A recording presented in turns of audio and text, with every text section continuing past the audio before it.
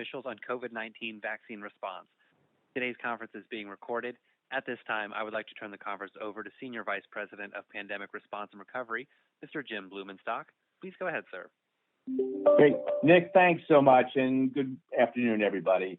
We really want to welcome you to today's media call with the Association of State and Territorial Health Officials on the ongoing efforts to safely administer COVID vaccine to this national crisis addressing the pandemic. We really want to thank you for joining us today. My name, as Nick had mentioned, is Jim Blumenstock, and I am the Senior Vice President of Pandemic Response and Recovery at ASTHO. And it really has been a while since we've had the opportunity to get together to talk to you about state and territorial efforts to increase COVID vaccine access, administration, and public confidence. And really, we thought this week would be a good time for us to get together, since really we are recognizing three major milestones that our nation has achieved this week. And I think this would really be a good starting off point of our conversation over the next hour or so. The three milestones, which I'm sure many of you are somewhat familiar with, is that number one, as of this week, all jurisdictions, states and territories expanded their vaccine eligibility to those 16 years of age and over. The second milestone is 90% of the U.S. population now lives within 5 miles of a designated vaccination site. And that was a result of the recent expansion of the retail pharmacy program, not exclusively due to it, but that's really added to our capacity. And the third one, which I think it really is worthy of being highlighted, is that since December 14th, over 213 million doses of vaccine have been safely and equitably administered, resulting in over 50% of the adults receiving first dose and about 33% being fully vaccinated. So in just 4 months, that was a major achievement, and I think we all should really recognize that is due in large part to not only a whole of government, but a whole of community effort, public and private partners, our healthcare system, and our public health enterprise working very closely with so many community-based entities, and of course, the general public that we're here to serve of achieving that milestone. So hopefully that provides sufficient backdrop for our conversation this afternoon. So what I'd like to do is I will introduce to you our 4 members that are with us today to share their state-specific experiences. They'll prepare brief remarks and share brief remarks, and then we'll really have a good, robust Q&A session later in the hour. So with that, please allow me to introduce our panel. First, we have Dr. Nirav Shah, who is the ASTHO President and Director of the Maine Center for Disease Control and Prevention. Dr. Shah will be followed by Dr. Zink, who is the ASTHO President-elect and Chief Medical Officer for the state of Alaska. Then we will hear from Dr. Ngozi Ezike, who is the Director of the Illinois Department of Public Health. And our final presenter will be Dr. Steve Stack, who is the Commissioner of the Kentucky Department for Public Health. So now, Dr. Shah, let me turn the program over to you. Great. Thank you so much, Jim, and good afternoon, everybody. To our colleagues in the media, we appreciate your time and interest in joining us. As Jim mentioned, my name is Nirav Shah. I'm the Director of the State of Maine Center for Disease Control and Prevention. Really delighted to set the table and talk a little bit about how we are seeing vaccinations unfold at the state level. The overarching point that I'd like to make is that the experience that we have had at the state level with respect to COVID-19 vaccination underscores once again the ability of states to do what we have done throughout the pandemic, the word that we've all heard so often now, which is to pivot. Whether it was early on in the pandemic around testing, case investigation, contact tracing, where pivoting was just something we did on a weekly basis, we've continued that skill set with respect to vaccines and vaccinations. And states, as a result of that flexibility, have been getting the job done. As Jim noted, 213 million doses administered across the country, as well as significant milestones in achieving population-level vaccination rates. We've got more work to do, but states are getting the job done right now. Despite the magnitude of the challenge, state public health has shown that it can be nimble, responsive, and effective. But certainly challenges loom. And as my colleague, Dr. Stack, will talk about in a bit, there are challenges as we think about the next 50% of the population. One of the ones that I wanted to zero in on today is the work that state health departments are doing to engender confidence in the vaccines. vaccine confidence, or its close analog, vaccine hesitancy, are concerns that we think will emerge as we move through further groups of the population. The way I think about this is that there's a group initially that wanted to be vaccinated no matter what. That group, for the most part, has been able to access vaccines in varying degrees since December 14th. But we're now encountering three different groups. One group, the first group, is what I call sort of the not able group. That is to say, they're not able to be vaccinated today. That's because they may not be able to make time in their busy lives to go get a vaccine. They may not have control over their schedule to be able to predict where they're going to be at 10:20 a.m. next Tuesday. They may not be able to get vaccinated today because they are homebound, or they may not have transportation available to them. State public health departments for this group that are not able to get vaccinated today are putting plans in place to address all of those needs to meet people where they are. To make, for example, vaccination hours available without an appointment on a walk-in basis, to provide transportation to and from vaccination sites, as well as going door to door to meet the needs of homebound people who want to be vaccinated but just can't make it happen today. The next group are those who what I put into the group of the not now. These are groups who have earnest questions about the safety, efficacy, and applicability of being vaccinated. There, too, state health departments are pivoting and making sure that we are providing honest, science-based answers to the questions that this group of folks in the not now category have. Again, making sure we are responsive to their needs. The third group are groups that might say, I don't ever want to be vaccinated, the not ever category. But we're not writing them off. We, there too, are working to find trusted messengers like doctors, family members, community members, who can connect with groups in this category to make sure that they too can have access to information. Our hope, of course, is that we can move them from the not ever category into one of the other groups so they too can be vaccinated. But we have to do work there to make sure we're understanding their motivations and getting them answers to questions they may have. The last point that I'll make is that as we approach these groups, whether it's the not able, the not now, or the not ever, we have to do so with an attitude and tone of respect. That's what state health departments have done throughout the pandemic, as well as what state health departments do throughout. We keep respect and equity front of mind. Actually, as we are talking right now, ASTHO is holding a simultaneous symposium on making health equity front and center in our work. The same lens must apply as we think about vaccines and vaccinations. Treating earnest questions with disdain has never changed anybody's mind. Instead, the approach that state health departments are taking is to treat questions with respect and compassion to try to bring people on board. So with that, I'm going to turn things over to my colleague, Dr. Zink from Alaska. Great. Thank you so much, Dr. Shah. Thank you all for attending and being here. We're just really excited in Alaska and really across the country to be able to continue to roll out this vaccine. You know, vaccines are one of the safest things that we do in medicine, and it just feels so great to be on the offense against this virus instead of on the defense, which many of us have been on for a long time.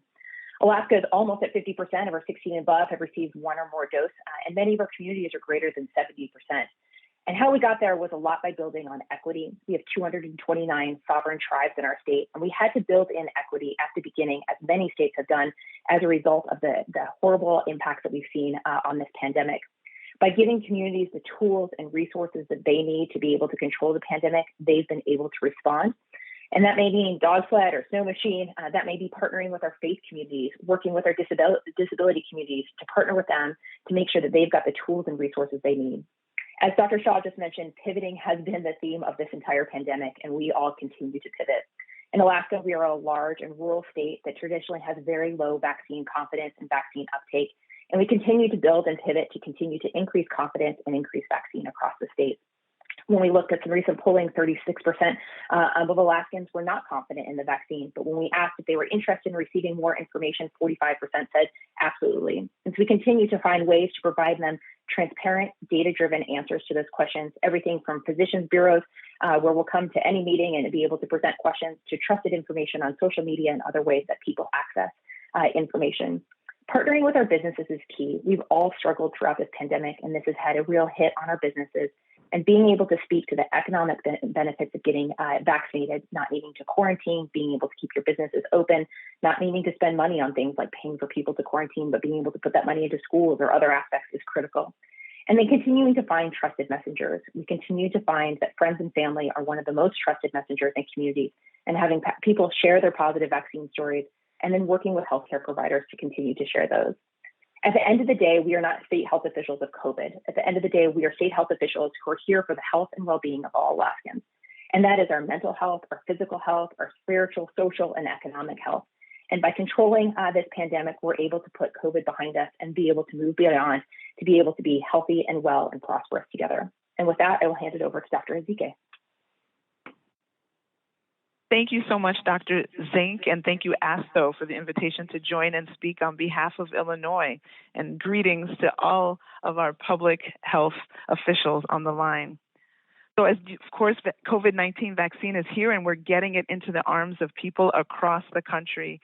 To date, Illinois has administered over 8 million doses of the COVID-19 vaccine, with over 50% of Illinoisans 16 and over receiving their first dose, and over 77% of our seniors getting that first dose.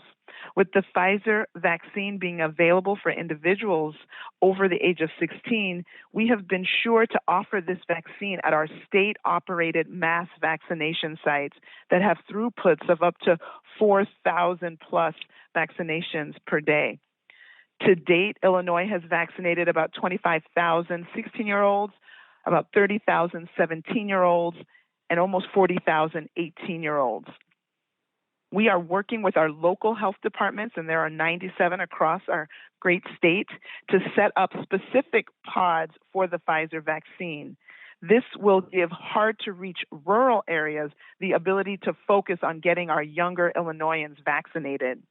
With that EUA for the ages starting at 12, hopefully just around the corner as determined by the FDA, the Illinois Department of Public Health has been actively enrolling our pediatric offices to become official COVID providers.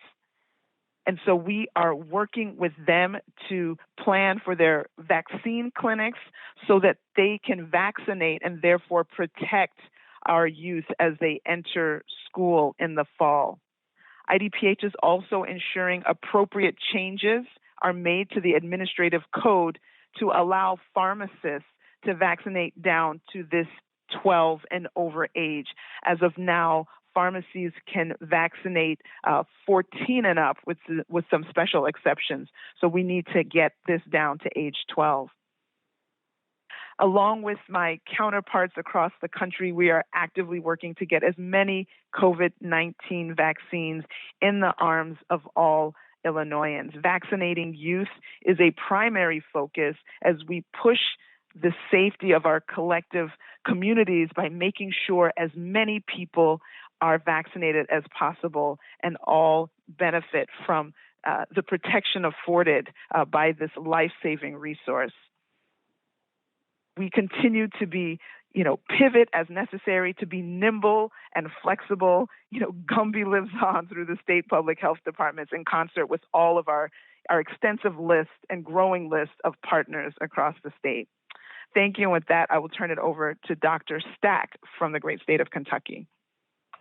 Thank you, Dr. Ngozi. It's a pleasure to be here today on behalf of ASTHO, where I have the privilege to be the Secretary Treasurer, and on behalf of the Commonwealth of Kentucky, where I serve as the Commissioner for Public Health. It is a remarkable accomplishment to get where we are here today. As has already been said, nationwide, we've administered more than 213 million doses of vaccine in just about 4 months. More than 51% of all adults over 18 and up have received at least one dose of vaccine. More than 80% of all seniors 65 or over have received at least one dose of vaccine. These vaccines are modern medical miracles and are shots of hope that make it possible to put this pandemic in the past. Reaching the remaining 50% of the population, however, presents new opportunities and challenges. This will be much more of an intense ground game where we have to focus on smaller events, more tailored to address the needs and concerns focused communities who have different sensitivities and different needs. Along this path, I'd like to express my gratitude, and I think on behalf of my fellow state health officials, our gratitude for the wonderful partnerships we've had between the federal, state, and local governments and public health along all three layers of government. One of the particular areas where we're grateful for the assistance the federal government can help to provide is our need to find a way to receive smaller quantities of vaccine and smaller package sizes so that we can have ideally a single dose pre-filled syringes to be able to reach patients in their primary care providers' offices and other settings where smaller volumes are delivered, but in aggregate, that these are the settings where we are most likely to reach many of the remaining 50%. In particular, we also need to support all people to consult their personal physicians in whom they have confidence and trust to be informed on the benefits of COVID vaccination and the safety of this vaccination. This is the way we put this pandemic in the rearview mirror and move on with our lives.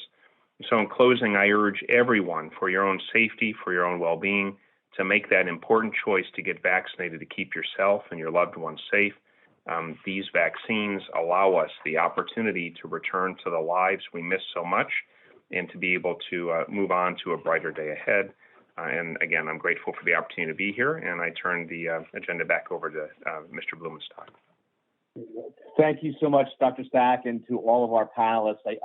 I'm sure you all agree with me that we all benefited from hearing 4 outstanding summaries of public health in action, ranging from strategy, tactics, attitudes, and commitment to the campaign.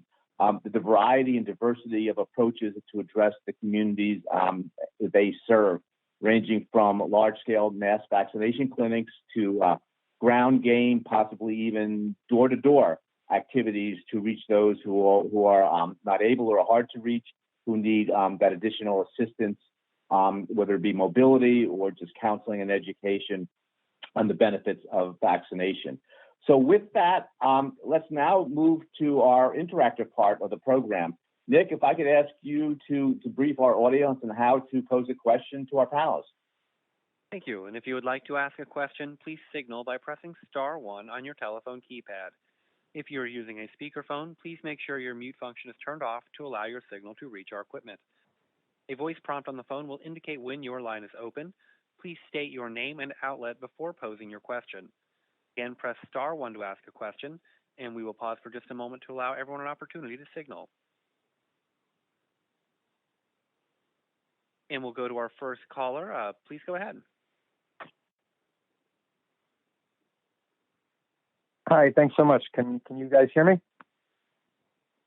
We can. Okay, great. I just wanted to pick up on something that was just said, actually.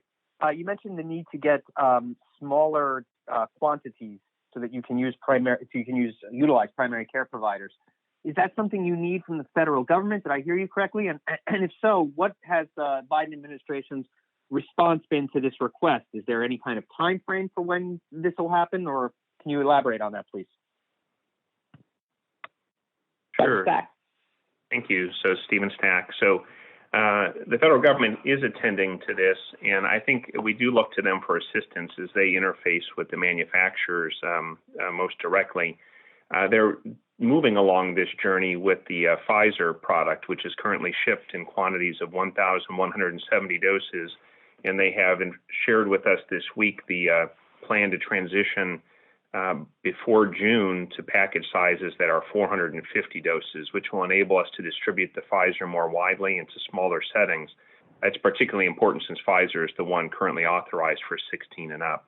We need, though, for all of these products to be in smaller package sizes because personal physician offices and clinics need to reach people in their persuadable moment. When they talk with the individual patient, note that they've not yet been vaccinated, inform them and offer them the opportunity. And it's difficult to do that when these products are shipped in 10-dose vials or even sometimes 5-dose vials, where once you puncture the rubber stopper, the pharmaceutical inside expires within a period of 6 to 12 hours if it's not fully used. So The federal government's well aware of the concerns the state health officials have shared, and we're grateful for their partnership as they work with the manufacturers to try to move towards these smaller package sizes. Excellent. Thank you. Next question. We'll go to our next question. Caller, please go ahead. Yes, hi. This is Alicia Alt with Medscape Medical News.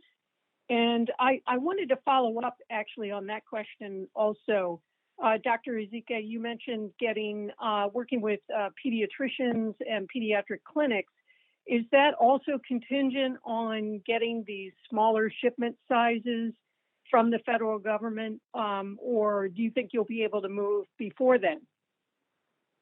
Right. So in our meetings with pediatric providers and thinking about how to get this done before we get into much smaller package sizes, we're looking forward towards continued collaboration with our local health departments who have the ultra cold freezers, and having a plan of the pediatric office identifying how many people they plan to vaccinate, for the week, and then on Monday getting that amount of doses from the local health department and understanding that they have 5 days to use it once we break the ultra cold chain.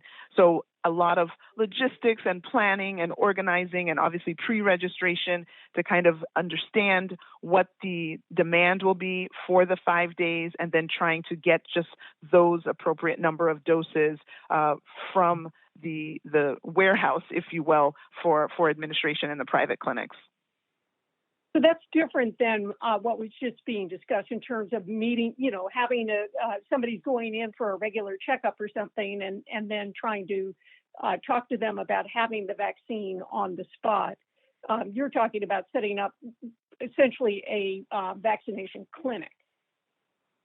Well, it's and.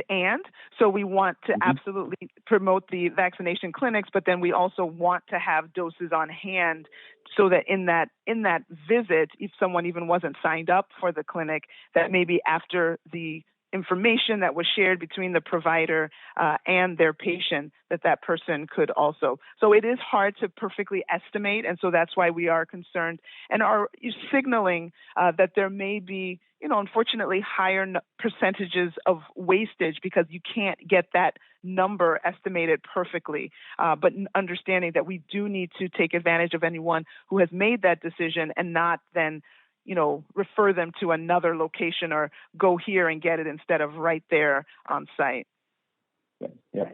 And this is Jim. If I could just add, I think what we're saying is that there are multiple delivery modalities, and the Pfizer and Moderna vaccine are certainly very, very suitable and very usable for many of the modalities, as Dr. Ezike had mentioned.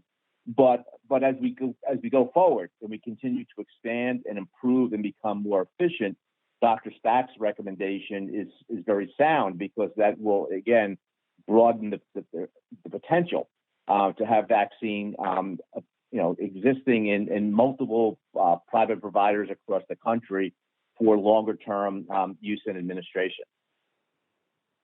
Next question, please. Moving on to our next question. Caller, please go ahead. Hi, this is Max Baer from CBS News. I was wondering if at all, you all are seeing the impact of the J&J pause on hesitancy in vaccine uptake, and I also just think it's notable that one might think that vaccine would be quite successful to reach some of these groups that you're hitting now in terms of vaccinations. To use Dr. Shah's category, the not able groups. So if you are seeing hesitancy, what efforts are being made to kind of get ahead of the curve for when that pause ends, or there's new guidance on that vaccine? Thanks. Yeah, I'll invite all four panelists to answer, and Dr. Shah, we'll start with you. Sure. Max, it's a question you can imagine that's been on our minds collectively for the past 8 or 9 days. I'll say a few things. The first is the De Beaumont Foundation just released some polling data indicating that, if I recall, about 76% of people did not view the pause on J&J as altering their view on the wisdom of getting vaccinated. Indeed, I think what the pause suggests is that the safety system that we have in place worked. Things were paused, and now there's a question, a scientific question, as to whether what we have seen is a needle in a haystack or the tip of an iceberg. And of course, we'll learn more about the interim findings on Friday. But I think we should all acknowledge that public health authorities and scientists identified an issue of concern, paused the administration, educated providers, educated the public, and are now dedicating time for deeper analysis. What we've found in Maine is that for many of the sites that were utilizing J&J vaccine, we quickly, again, to go back to one of the themes of today, pivoted and equipped most of those with Moderna vaccine. And although we saw some folks who, when informed about that shift, said, you know, I really wanted the J&J vaccine, I'll hold out and see. Almost all of those cancellations, and there weren't that many, but they were almost immediately met with folks who called in and said, hey, I heard you're giving the Moderna vaccine now. That's the vaccine that my family and I would like to have. So we didn't see widespread repercussions around hesitancy. Certainly there were some groups, for example, groups that would have been vaccinating the homebound. Those efforts were paused for a bit, but we are still working to convert them to Moderna to make sure that those who are harder to reach still get access to vaccine. Okay, thank you. Other members of the panel. Yeah, this is Dr. Zink. I would echo many of the comments that Dr. Shah just made. We didn't see a huge change in disruption. I think it really builds on the confidence. We learn more as we go further, and it's been great to see the FDA and the CDC be able to look at this data and provide a lot of real-time information and continue to partner there. We did have plans for things like the airport vaccination program that we have set up and going, and that was planning to use the J&J, but as Dr. Shah mentioned, we continue to pivot and offering additional vaccine in other ways. I think states have figured out how to get vaccine out to incredibly remote, rural, challenging conditions, even with the requirements of the Moderna and the Pfizer vaccine, and even in these larger distribution numbers. However, smaller numbers, easier numbers, a one shot, all make a big difference in just being able to get it out there, to make it easy, accessible, and make it easier for people who don't need to come back for a second shot. So looking forward to having more ease for delivery moving forward, but we continue to pivot, and just really grateful that we've got 2 other vaccines that we are continuing to use moving forward. Dr. Ezike? Yeah, thank you. So we have absolutely seen that anyone who was positing the theory that they just quickly threw out these half-baked vaccines and they don't even care what happens to it, have obviously seen that that is not the case, that the signal is that safety is the most important thing, and that our safety and monitoring procedures in place are sensitive enough to pick up something that might only occur in 1 in a million shots. And so I think that was reassuring. We have, there's a whole range of responses. We have people saying, okay, 1 in a million, I'll take my chances with that. When is it coming back? And then we have, of course, some people that are like, well, maybe I'll pay attention so that in case I do develop any symptoms, I now know what to look for. So understanding on how more empowered, both the public and the providers who may have to treat any potential association, I think we're much better off than we were before the pause. And I think we will be able to recover. And I think we'll have a population that is still going to be willing to take the J&J vaccine. And of course, for those who the pause was a concern, of course, we're so happy that there are 2 other safe and effective vaccines that are available as well. Okay, thank you. And Dr. Stack, anything more to add?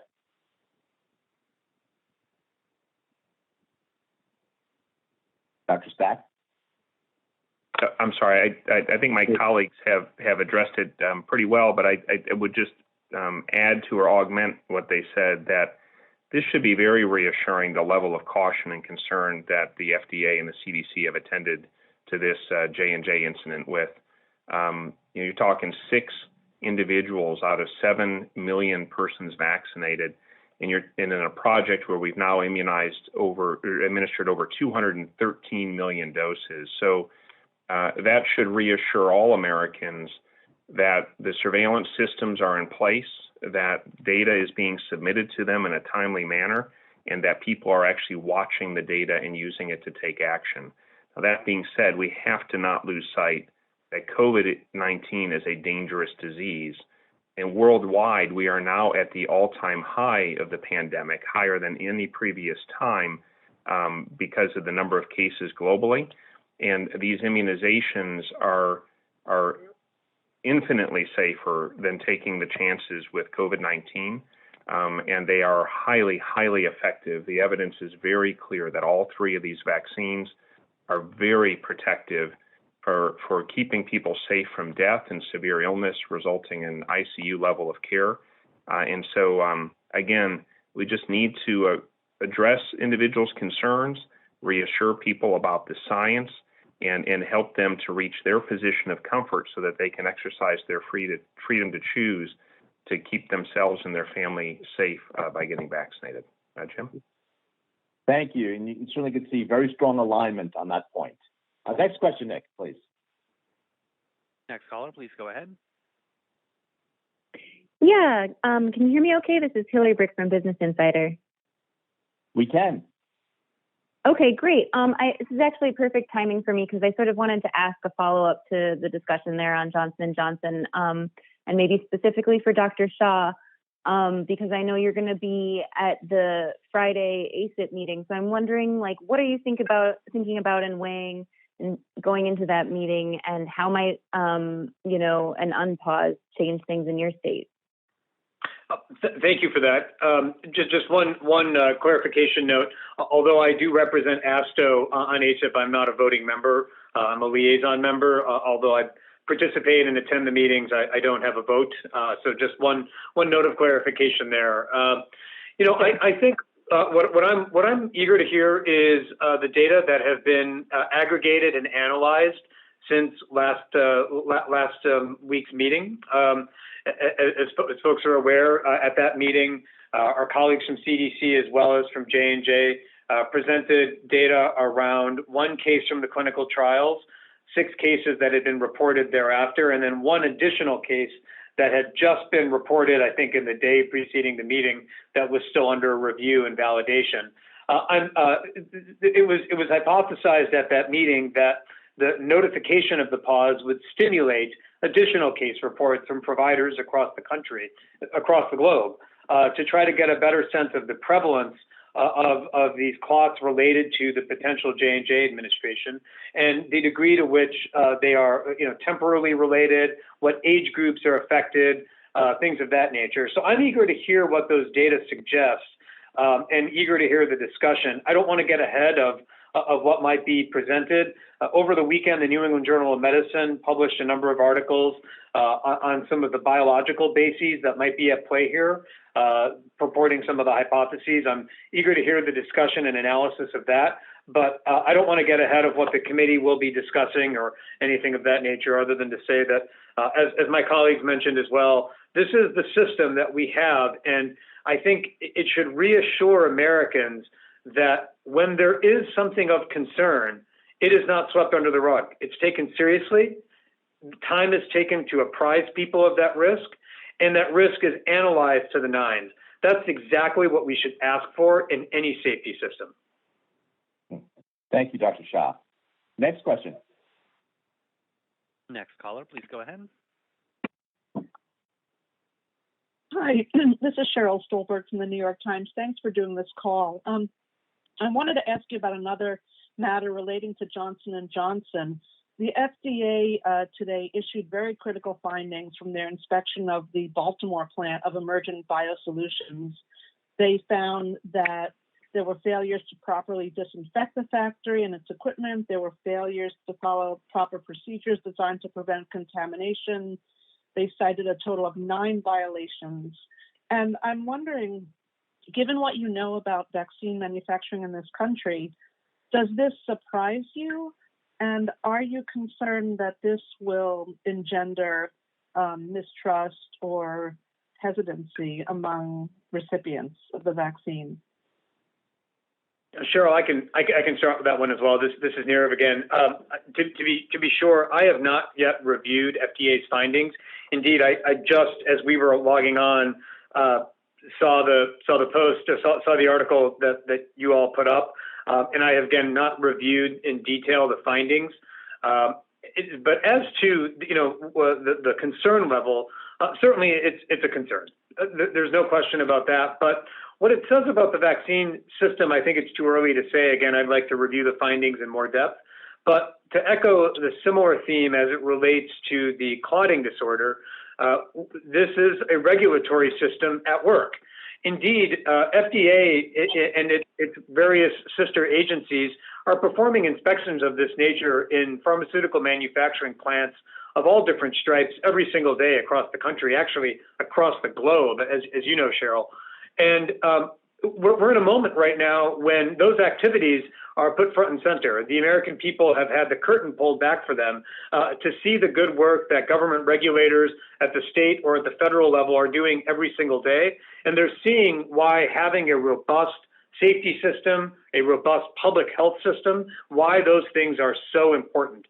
Again, I can't comment any further until I've really had a chance to review in detail the FDA's findings, but it's just evidence for why a good regulatory system, or from our perspective at the state level, why a good state public health system is so critical. Thank you, Dr. Shah. Next question. Moving on to our next question. Caller, please go ahead. Hi there, this is Shafali Luther from the 19th. Thanks for doing this. I am super interested in hearing more about the demographic data of who has been vaccinated and who hasn't. And obviously, there is a good bit of separate data, right, on race and on gender, but it's really hard for us to get a sense, right, of what does it mean if you are Latina or if you are a Black woman or an Asian woman, and how all these different, more intersectional groups compare. And what I'm wondering is, are you all working towards getting that kind of data? And if we don't have it, does that make it harder to figure out how to tailor outreach? Excellent question, and I'll allow any or all of our panelists to share your state experiences and observations on that point. This is Dr. Ann Zink. I'm happy. We're all going to go. Yes, this is Dr. Ann Zink. We've talked a lot about equity, and I think this is really important to be able to see the numbers. It has been, honestly, a real struggle in our state to have really accurate and timely information. Data systems don't easily cross. They don't always share that information. It may be imported on one side. It doesn't always get across the other side. It's a constant struggle that we continue to work with. But I think we need that data, but we also need to be working with our communities to hear exactly what their concerns are and how to get vaccine out more quickly to communities that may have been disproportionately affected in different ways. So as a state that has had this as a priority, like all of the states, it has been a struggle for us because of these limited and kind of disparate systems that we continue to work through. But Dr. Ngozi, I know that you guys have done some great work, and I heard you on there. Great, thanks, Dr. Zink. So this is Dr. Ezike from the state of Illinois. So equity has been at the forefront of our efforts. We have an equity work group that was embedded into the COVID-19 work group from the beginning with regards to testing and contact tracing, and of course now vaccination. When we look at our data, we want to make sure that there's not this big gap or lag in who has access, and not just who has access, but who actually takes advantage of the opportunity to be vaccinated. We look at how we're doing, and we focus our efforts. We have an equity mission that is, we're working with Black churches, we're working with Latino churches, we're working with collaborative groups that are focused on the needs of the underserved communities, our Black and Brown, our Asian communities. We're working with Vietnamese Buddhist temples. We're working with Black fraternities and sororities. So all of these aggressive connections are helping us get the word to make sure that we are not leaving any group behind. Even with all of these efforts, we do see that there's still more work to be done if you want to see the exact proportions of the population represented in those who get vaccinated. I think we still have work to go in terms of our Black and Brown populations, but those efforts and those community connections are continuing. In fact, they're going into that intense ground game now because also low-lying fruit has actually been picked. And so continued education, the phrase is, each one has to take one, where people who have been vaccinated for those communities go and identify other people from their community that similarly need to get the information that they got to hopefully make the decision, get the facts, and then hopefully you get the vax. Okay. Thank you both. Next question. Next caller, please go ahead. Hi, thanks. This is Peter Sullivan with The Hill. I wanted to ask about primary care doctors administering the vaccine. My understanding is not that many have the ability to do that right now, or less than half, or something like that. Do you think it's important to get more primary care doctors administering the vaccine, in their offices? I understand that could be a way to help hesitant people, if they trust their doctor, maybe that's a way to get at hesitant people. I'm happy to jump in on that, Jim. This is Stephen Stack from Kentucky. So it's very important that we are able to activate primary care workforce. People have confidence and faith in their physicians. Their physicians and the staff at those offices are some of the most trusted people for most Americans. And so it's really important that we get there. We've said all along, and this is not a criticism, this is just the reality, having these vaccines available in 10 months is really nothing short of a scientific miracle. I mean, that is an incredible accomplishment of human science and ingenuity to be where we are now with numerous highly effective vaccines this early into the pandemic. That being said, there are challenges, and there's not everything can be done all at the same time. So the quantities in which these vaccines are shipped has been challenging in terms of the large shipment size for Pfizer. And even the vials have been a challenge, not because a 10-dose vial itself is difficult, but because the material, the vaccine, has to be stored at very precise temperatures and monitored to make sure it is within that parameter. And it also has the situation where for all of these vaccines, once you pierce the rubber stopper, the contents within the bottles expire within a very short period of time, at 6 to 12 hours, and the 12-hour range was just recently extended for the Moderna vaccine. So that's difficult in a physician's office where you may have the opportunity to immunize, a couple or a few people a day. If you have to draw out of a 10-dose vial, that places you in the unenviable situation of making the decision: do you forego offering a handful of people every day vaccine, or do you waste a substantial amount of vaccine in the bottle that goes unused? And so part of the optimization of this vaccine rollout will involve having to get to smaller quantities so that primary care physician offices, nurse practitioner offices, clinics can have the ability to go to the fridge and pull out a single dose of the vaccine and offer it like we do with tetanus, diphtheria, pertussis boosters, or MMWR shots. Those are optimized. And again, this is not a criticism of the manufacturers or of the federal government. It is a miracle that we have these drugs this quickly and that they're this effective. Now we just have to go through that journey of optimizing their packaging so that more sites can use it and primary care providers can play the really central role in people's health care that we know that they play. Yeah, excellent. And Dr. Stack's vignette is just a good illustration of the logistical challenges public health and healthcare communities have to navigate to make this a very successful and efficient operation. So thank you for sharing that. Next question, please. Thank you. And next caller, please go ahead. Hello, my name is Rebecca Robbins, and I'm a reporter with the New York Times. I'm curious to know what you are seeing with respect to missed or skipped second doses. I'm curious how much of a problem this has been so far, and if you anticipate it being more of a problem as vaccine eligibility has opened up to everyone.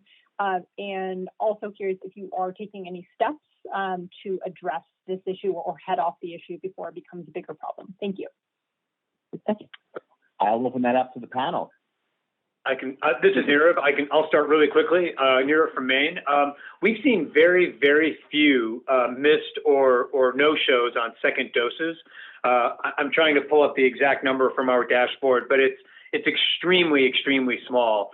What we found is that for folks who wish to be vaccinated, folks in that first group, they're all in, irrespective of whether it's 21 days or 28 days later. So we've seen very, very few. One operational improvement that we've urged sites to make is there seems to be a higher likelihood of appearing for the second dose, small, marginal, but still something that we've urged when the second dose appointment is scheduled right after the first dose is administered.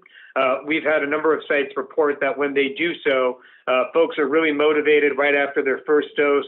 They're committed to getting their second dose. And so when they schedule that second appointment at the site during the time they got their first dose, as opposed to scheduling both at the outset, that seems to increase the likelihood of folks showing. But I want to emphasize, at least in Maine, it's been vanishingly few people that haven't showed up for their second. Thank you. Others? Yeah, this is Dr. Ezike from Illinois. So, of course, in the beginning, we were dealing with our healthcare professionals and the long-term care facility. And so, you have people who are at a spot, they're going to be at work there in 3 weeks. They're still going to be in that long-term care facility in 3 weeks. And of course, it was, 99-point-something%. We've seen more recently, I think we had the same uptake, with our 65 plus that came on, very motivated group, understood the value, understood their risk, absolutely followed through with that second vaccination. I think over the last couple of weeks, we've seen that number dip slightly below the 90% threshold. We have been sending out reminders, actually snail mail, using the data that we have in our state registry system to alert people that, hey, we haven't seen you back for your second dose. So we are continuing to send reminders. We also have the ability to send some emails for some people who used email as part of the registration process. But it is something that we have to be very mindful as we go forward, that we don't let those people go, and that we continue the messaging about getting both doses being required, and again, trying to make that appointment either at the time of the first appointment or at the time of administration of the first dose. Jim, if I could just add real quick. So what Dr. Ngozi said is so important, and we see this medication adherence challenge and other situations. Everyone on this call is familiar with the incidence of someone getting an amoxicillin prescription for strep throat, feeling better in a few days, and stopping well before the 10-day treatment course. So it's really important that people get both doses to reach the strongest protective benefit and the most enduring over time protective benefit. That second dose is really, really important. So we do have our providers here in Kentucky make a very focused attempt to reach out to everyone if they don't show up for that second appointment, to make sure that people get in and actually follow through on that second dose. It's really, really important to get the best protection. Thank you. And Dr. Zink, anything more to add? I would echo what many of my colleagues have said. I would say that because we see such good kind of follow-up and people really getting that second dose, we have switched our dashboard and other things to really display the first dose for 16 and above. We really describe it as starting that vaccine journey, and our real goal is to get people to start that vaccine journey and to get vaccinated. But just like Dr. Stack mentioned, then from the back end, we're really encouraging people to kind of follow that second dose and make sure that happens. We've interestingly found a lot of what we think is a missed second dose is actually some data challenges, that there's less missed second dose than initially appears. And when we're able to get some additional data, particularly because people can get vaccinated per se in Alaska, the VA and the DOD, that doesn't automatically cross over and match up. So there are some data limitations on looking at that first and second dose. Thank you. Thank you. Thank you. Next question, Nick. Thank you. And moving on to our next question, please go ahead. Good afternoon. Hi, this is Eric Russell with the Portland Press Herald in Maine. I had a kind of a follow-up question on hesitancy a little bit. So we're trying to reach people maybe through their primary care physicians, which seems like a good strategy for hesitant people. But what about younger people who may never see their PCP or haven't gone to a PCP in many years, or maybe don't even have one? And that also coupled with the fact that I think there's a feeling among some young people that they like their chances with COVID versus their chances with the vaccine. And I wonder what sort of messaging strategies are going to be used to confront that. Eric, this is Nirav. It's not fair for me to respond because you and I talk all the time, so I'm going to let my colleagues do that. Fair enough. Well, this is Steve Stack, and then I think Ann was going to jump in. We are doing a number of outreaches, specifically working with colleges and universities to try to do events on their campuses. I think that right now, Pfizer is the only vaccine that's authorized for people under the age of 18, so that's sort of limited the options. But I know other states have begun to try to reach out to high schools to see if there's opportunity to do events with high schools, and we are working on extending to those areas here in Kentucky as well. And of course, if Pfizer and then ultimately, hopefully, the other vaccines get approved for 12 and up, then the opportunity to reach down into middle school and certainly work with programs with entire high schools will be much more viable. So I think we will have to do very focused outreaches. Younger people, this is not a new phenomenon. Young people feel often invulnerable or invincible. And so it takes a little more effort or a different type of effort to help them understand why these things are important. But I think that that's not unique to COVID or COVID vaccine, and it's something we're just going to have to continue to work on and be tailored and thoughtful about how we reach that audience. Dr. Zink? Yeah, no, Eric, I really appreciate this question. We've been talking a lot about this. As you mentioned, many people don't have primary care doctors, and what does that look like? And making sure it's accessible. One comment I would make previously on the primary care aspect is I do think that normal referral patterns or where people may get their care can really be helpful. And so I think that the pharmacy partnership has been very helpful in that. You don't need a primary care provider, and pharmacists and primary care doctors are used to sending prescriptions to pharmacies. And so we're working with our primary care to be able to send a prescription to the pharmacy to get vaccinated. And again, young people can just go to a pharmacy to get vaccinated or these other vaccine sites.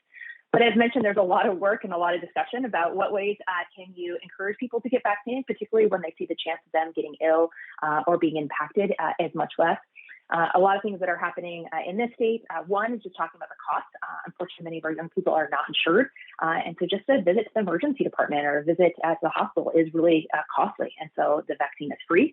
And so just specifically from a cost benefit, then not needing to quarantine if you're working and potentially exposed. We're seeing a lot of young athletes really excited to get vaccinated because if a member of their team gets a COVID, then they're no longer a close contact and they can still go to their competition. They can still go to their sport. They can still pursue their dreams and aspirations without kind of being impacted by other people's choices in the same sort of way. So that not needing to quarantine seems to be a large motivator for a lot of our young people. Making it fun and having incentives that go with it. So we're doing a lot to partner with businesses along this line. There's a TikTok social media events that we're putting on this month to really encourage young people. We asked a lot of young people what they were interested in. Interestingly, again, incentives, money, being able to work and just live my life without having to worry about this were all big motivating factors. And then like one area in our state, we got feedback from them that if they were in the newspaper with their name, that was an incentive. They wanted to be recognized for their vaccines. We're like, great, let's recognize you. Let's be able to move there. So the incentives are very different, and the reasons to get vaccinated are very different, I think, for our 65 plus versus our 16-year-olds. And it's actually a super fun and exciting group to be working with and thinking about what ways they can be healthy and productive and have fun with this vaccine. So it's definitely a pivot in our state, but it's an exciting one. Thank you. Next question, Nick. Moving on to our next question. Caller, please go ahead. Hi, this is Lieutenant Nirav with the Washington Post. So after listening to this conversation, I'm wondering if at this point it's worth having some wasted doses while you're waiting for smaller packaging. If it means getting more shots in arms when we're reaching that point where supply outstrips demand. That's my first question. And then I also wanted Dr. Shah and Dr. Zink to address the steep declines in daily shots happening in your states over the last week. I can start on the latter. I tracked that. We haven't seen a significant. Well, sorry, we've seen a decline in Maine that is almost entirely explained by the lack of J&J vaccine. That's based on 2 weeks ago when we received over 20,000 doses, and then the pause thereafter. So the decline that we've seen, by the trackers that I've got, have been largely a function of the J&J. Yeah, and this is Dr. Zink. Happy to chime in. Yeah, we've been open to 16 and above for over a month now. I believe it was March 9th that we opened up to 16 and above. As mentioned, we live in a huge rural state where vaccine uptake tends to be quite low. And some of the additional factors that we're seeing about vaccine confidence in this vaccine, particularly urban versus rural, a lot of our rural communities are less interested in getting vaccinated, or suburban. So we have had challenges with vaccine confidence, and we continue to pivot. We're going to make a big push in March, really speaking to kind of Eric's comment previously about young and trying to really kind of help lay out the business and economic side of really putting this pandemic behind us and not having it linger. But at the end of the day, this is individual people's choices, and really working and doing everything we can to meet people where they're at. But we have continued to see a decline as more and more of the population has had access to vaccines. Thank you. One thing, just one note there. One thing that we have done in order to continue stimulating demand is start switching many of our sites. Well, we started with one, and we have more in the offing, to walk-in hours, so no appointment needed for vaccination. We did that earlier yesterday and the day before with one of our mobile units. We're working with a number of other locations to start doing the same elsewhere across the state. We've seen that really gets to that one group that's just not able to get vaccinated today because they can't make it work for their schedule. And indeed, at our mobile unit, which is located not too far from Portland, when we made that switch to walk-in hours, the demand went way up. They did a record number of shots. So we're still seeing quite robust demand. We've just got to make the vaccine accessible to folks now. Yeah, excellent points. And, if I could just add, just to summarize on the issue of wastage, I mean, I think, where we are right now today with the supply and demand issue associated with the vaccine, that it still is very prudent to minimize to the fullest extent possible the amount of wastage, just simply because, it still is, it's not an infinite supply, and there is still considerable to great interest across the country for people wanting to be vaccinated. So that would sort of how I would summarize that. But again, I'll allow Dr. Stack and others to augment that response. So this is Steve Stack. So everyone is committed to minimizing waste to the fullest extent possible. These are precious resources, and they're precious in the United States, and they are still scarce the world around. That being said, individual clinicians and clinical sites will, in the weeks ahead, have to make decisions, and we entrust our health and wellness to these professionals on a regular basis, and we're going to have to also place our trust in them that they do the best they can to navigate the appropriate use of a valuable and scarce resource to the greatest good for the patients they serve. And so, in my background, I've had the privilege to serve as a leader in the medical profession, and have learned to have great confidence in the work that doctors and nurses do for patients every day. So there will be increased waste of some sort, but I'm sure that all the clinicians are going to do their very best to minimize it to the fullest extent possible. Thank you, Dr. Stack. Well said. So we have time for one more quick question. Nick. We'll go to our final question now. Caller, please go ahead. Hi, thanks for doing this call. My name is Laura Olson. I'm a reporter with States Newsroom here in D.C. And I wanted to see if you could react to the Biden administration saying today about they want employers to give time off for vaccinations. As you're talking about reaching this other 50%, how does this fit into reaching some of those groups that you talked about? I can start there. And again, please welcome my colleagues to chime in. I won't comment on the policy specifically. That's really something that leave to our respective bosses. But what we've all seen in the work that we've done is that it's not enough for vaccine to be in a state. It's not enough for it to be at a vaccination site or at the doctor's office.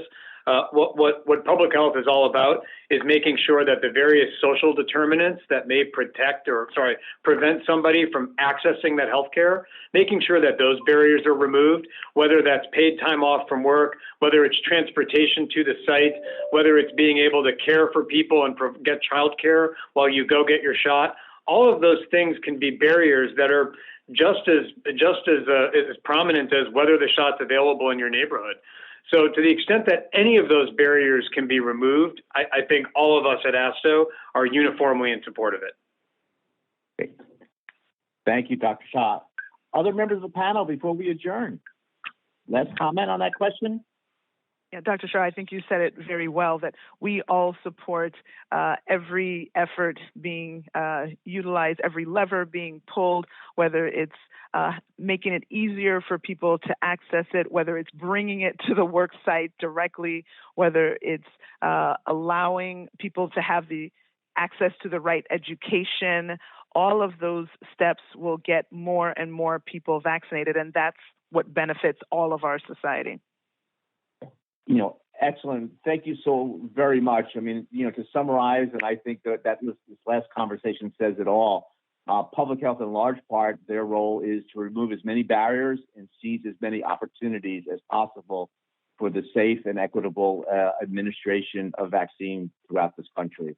So a special thanks to our panelists for today, Dr. Shah, Zink, Ezike, and Stack, members of the Association of State and Territorial Health Officials, and certainly to our partners in the press for spending this hour with us and having such a great interest in this critically important topic. Certainly, if you have any questions, we would invite you to contact ASTHO offices, specifically Jane, and we will do our very best to give you any other follow-up information you may request. So again, thank you all very much. Please have a great rest of the day and the rest of the week, and please feel free to disconnect.